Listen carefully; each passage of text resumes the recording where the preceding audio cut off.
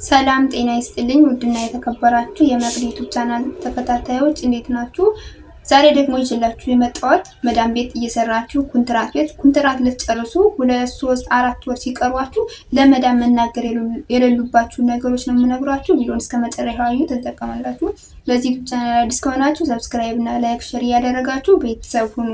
በመጀመሪያ ላይ ምን ማድረግ አለባችሁ? ኩንትራት ልትጨርሱ 2 3 4 ወር ሲቀራችሁ ከመዳሞቻችሁ ጋር ብዙ የምንነጋገራችሁ ብዙ ማለት ያለብን ነገሮች ሊኖሩ ይችላሉ።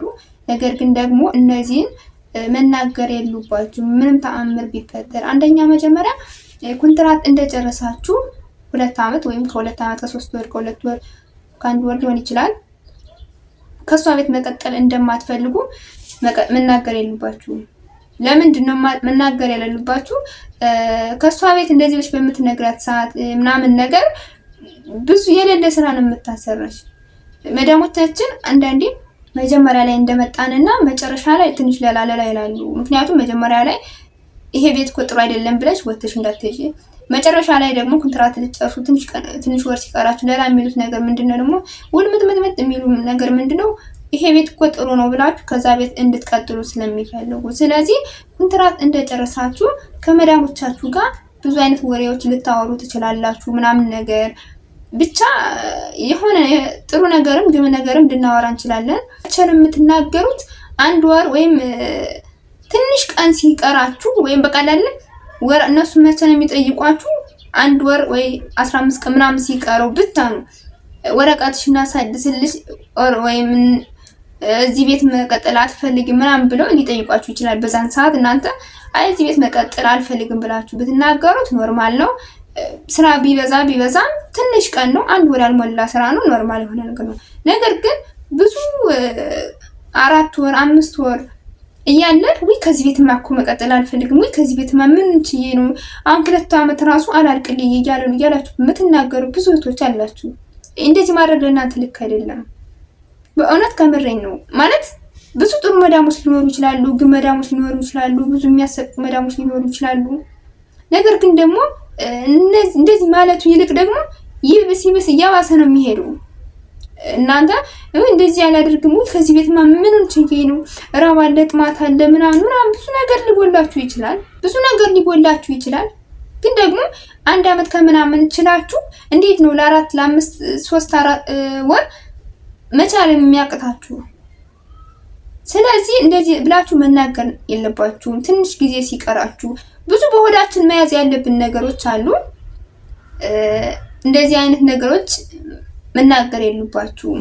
በሁለተኛ ደረጃ ኩንትራት ልትጨርሱ 2 3 ወር ሲቀራችሁ ለመዳምን መናገር የሌሉባችሁ ነገሮች ምንድነው? በሁለተኛ ደግሞ ቤት መቀየር እንደምትፈልጊ መናገር የለብሽ። የመጀመሪያው ኩንትራት ጨርሳችሁ መቀጠል ማፈልጉ ከሆነ ሐሳብሽ ምን እንደሆነ በግልጽ አታውቅም።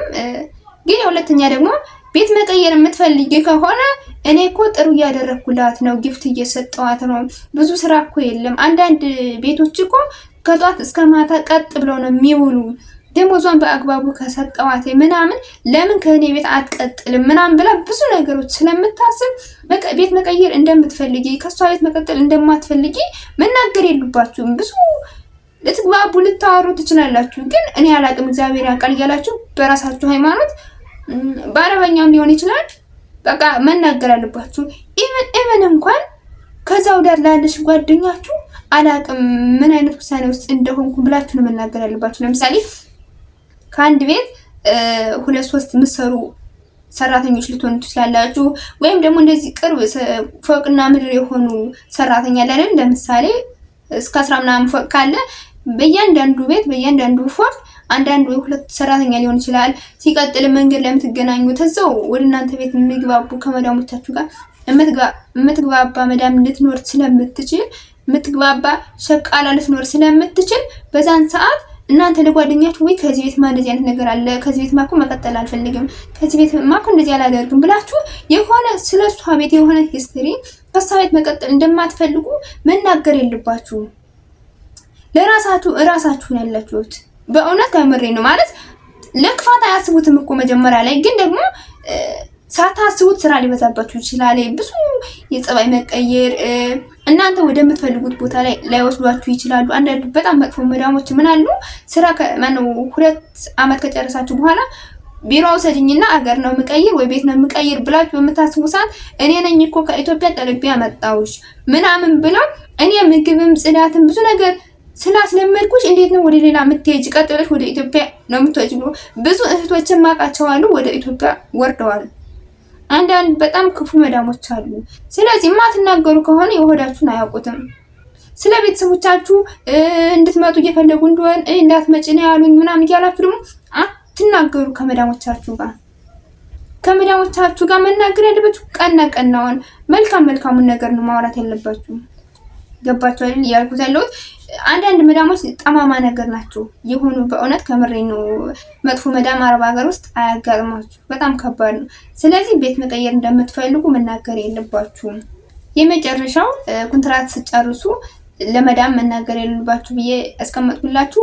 ከሷ ቤት እንዳልተመቸሽ አለ አይደለ?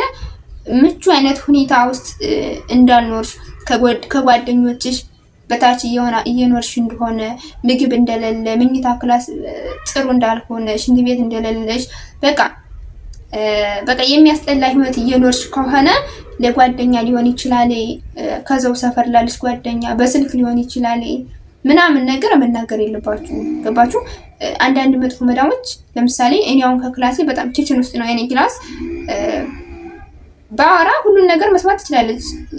ዘመኑ ደግሞ የቴክኖሎጂ ነው። ምንም ነገር ድምጻችንን መቅዳት ይችላሉ።